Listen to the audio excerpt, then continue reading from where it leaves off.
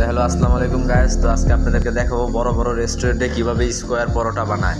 তো দেখেন সকালের নাস্তাটা কিভাবে বানায়।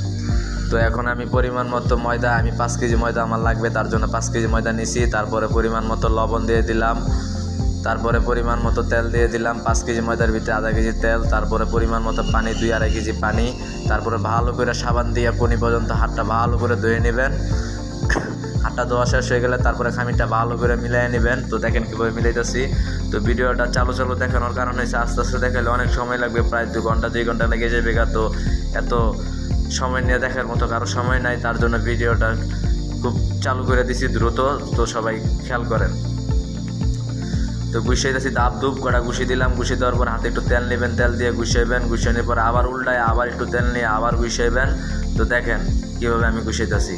গুছানো হয়ে গেলে আধা ঘন্টা 20 মিনিটের জন্য পলি দিয়ে ডাইকা রাখবেন। পলি দিয়ে আধা ঘন্টা বা 20 মিনিটের জন্য ডাইকা রাখবেন। আমি ডাইকা রাখছি। ডাইকা রাখার পরে এই যে আমি আমার পরিমাণ মতো কাইটা নিছি। কাইটা নিয়ে এই যে দেখুন এখন আমি বেলতেছি। তো এইভাবে করবেন, যারা বেশি বানাবেন তারা এইভাবে করবেন, তাড়াতাড়ি হবে। আর যারা কম বানাবেন, 4-5টা 4-5টা 10টা, তাদের জন্য আরেকটা পদ্ধতি আছে, ওইটা এই ভিডিওর পরে এই ভিডিওতে দেখেন, দেখাইতেছি একটু পরে। তো এখন বেশি বানাবেন যারা, তারা এইভাবে বানাবেন। তো দেখেন আমাদের রেস্টুরেন্টে আমরা এইভাবেই বানাই। এটাকে বলে বাংলা পুরা, আর একটা আছে স্কোয়ার পুরা। তো এটাও দেখেন, এটা বেশি বানালে এইভাবে বানাইতে পারেন। তো লক্ষ্য করেন আমি সব কটা গুছি কাটটা নিতেছি।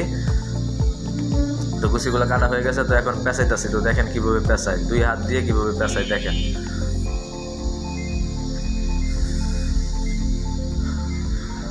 তো যদি পেঁচানো হয়ে যায়,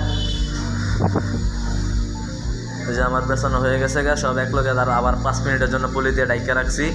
ডাইকা রাখার পরে যদি বলছিলাম না স্কোয়ার, যারা 4-5টা বানাবেন তারা স্কোয়ার পুরা। তো দেখেন আমি ছোটো করে আগে গুছি কাইটা নিছি। কাইটা নিয়ে বেলছি পরোটার মতো। বেললে একটু তেল দিয়ে একটু ময়দা দিয়ে এদিক দিয়ে একটা প্যাঁচ, ওই দিক দিয়ে একটা প্যাঁচ, এদিক দিয়ে বাস হয়ে গেছে 4 কোনা স্কোয়ার পরোটা। ভালো ভালো রেস্টুরেন্টে এই পরোটাগুলো পাওয়া যায়। তো আপনারা শিখে নেন। দেখেন এই যে আমার বুড়া দেওয়া হয়ে গেছে 2টা। এটা আমি স্কোয়ার বড়া। যারা 2-4-5টা বানাবেন তাদের জন্য এরকম বুদ্ধি, আর যারা বেশি বানাবেন তাদের জন্য ওই রকম। তো লক্ষ্য করেন, দুটোটাই আপনাদের কাজে লাগবে। তো যদি ভিডিওটা ভালো লাগে তাহলে একটা লাইক দিয়েন, যে শেয়ার করে আপনার কোনো প্রিয় মানুষকে দিয়েন, তাহলে তারাও শিকার সুযোগ রইল আর কি। আর আমরা এত কষ্ট করে ভিডিও বানাই, যদি আপনারা সাপোর্ট না করেন তাহলে ভিডিও বানাইতে কোনো ভালোই লাগে না। তো তার জন্য আপনারা একটু সাপোর্ট করবেন, লাইক কমেন্ট শেয়ার করে দিবেন, তাহলে ভিডিও বানানোর আগ্রহ। আর আপনারা কি বানাইতে চান, যে কোনো খাবার, সিঙ্গারা, সমোসা, জিলাপি, মুলাপি সব কিছু আমাদের এই আইডিতে পাবেন। আমাদের চ্যানেলটাকে ফলো দিয়ে রাখবেন। তো দেখেন পরোটা আমি বেলে তাওয়ার ভিতরে ছেড়ে দিয়েছি। ছেড়ে দেওয়ার পরে পরোটাগুলো ভাজে নিচ্ছি। হালকা একটু তেল দিয়ে নিলে পরোটা লাল লাল সুন্দর হয়, খাইতে মজা হয়। তো দেখেন আমি এইভাবেই ভাজে নিই।